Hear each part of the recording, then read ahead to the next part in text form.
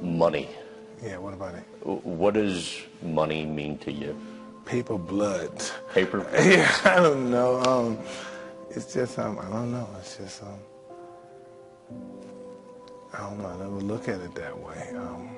I've never been really a money type of guy. I put a great emphasis on it. You know, I never really, I come very, from a broke background.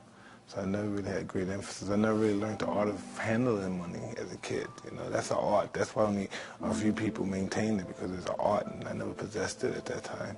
You said you haven't been a money type of guy, and it's interesting you say that because, I mean, I was reading, might have been a Sports Illustrated article or some magazine article from the 90s, and it focused on just your spending and, you know, the excess of the Mike Tyson then the you know, media sort of portrayed you to be.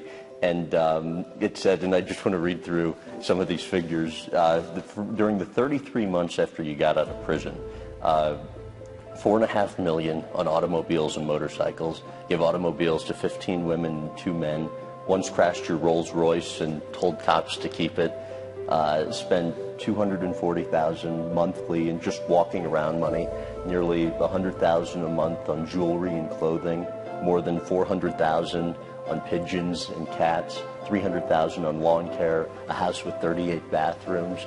To what extent did it almost seem, or did you think that just the money would never run out?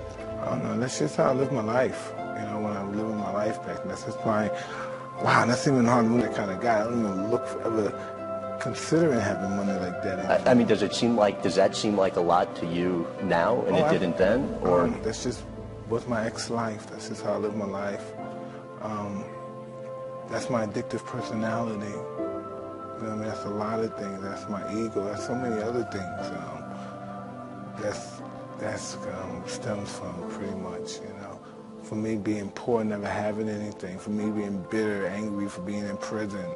It stems from a lot of things. And that addictive personality, how much do you think that's helped you to achieve great things like you have in boxing, and how much do you think it's hurt? It's a twin sword. Depends on whatever that addictive personality is focused on. I don't know, you know. If I'm interested in destroying myself, I'm great. If I'm interested in exalting myself, that's good too, you know. With regards to money, you've gone from being fabulously wealthy to at one point basically losing it all. What has the peaks and valleys of that allowed you to learn about money? I was interested in art and possessing it. I just was a young kid having fun. What do you consider a lot of money to be? I don't know, $1,000. Oh, please. You know, anything. Anything. Do these figures sound correct? Made around $400 million during your career? I don't know. It could have been. Yet end up spending more than you made, and at one point were like $50 million in debt? Yeah, that was amazing too. But how does that happen? Just being reckless and young and foolish and stuff, and really not caring. Was it not caring or not having the sort of, you know, we talked yesterday about role models and having the support system. Well, I never had a good support system, right. So what I normally, I can't really blame anybody, even though you got to have carried the weight of a fool by yourself. Other people contribute, but I blame everything on myself, you know. It's not like I've been sucking. I had a good time too. Sure, but and that's obviously the responsible thing to say, but do you, I mean, ever wonder how things might have been different if you had that support system like the one you're giving your kids now? I don't know. I'm just happy the way I am now, I guess. I'm pretty content. You know, I don't totally... How are you doing now? I don't know. I'm alive. I'm able to take care of my house and my kids and all that stuff. I'm pretty happy, you know, but like in that situation in the past when I had these hundreds of millions of dollars, I had so much I couldn't even do so little. There's nothing I can do. Right now I have so little, but I do so much, you know. My objectives are different and agendas are totally different than it was when I was younger, and plus when I was fighting. And interestingly, along those lines, obviously few people in this world ever attain the kind of wealth that you enjoyed.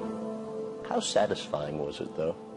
It's like the drugs. You might as well say you have it all, but it's still that empty hole that you're trying to fulfill. That's an interesting subject. It's just you spend as much as you can to try to get that satisfaction, fulfill that hole that just is bottomless. And what was that hole that you were trying to fill for you? I don't know what it was. I don't know. Sometimes at the state I'm in now, I say to myself, what was that all about? What was that period all about? What was the late 90s? What was that all about? What was I angry about? What was I depressed about? What was I seeing all these? What was that all about? What was that earbite? What was all that stuff all about back there? What was wrong with me? Has that hole been fulfilled now, or do you still find yourself trying to look to fill it? I don't know what I want. But I know I don't want what I already had.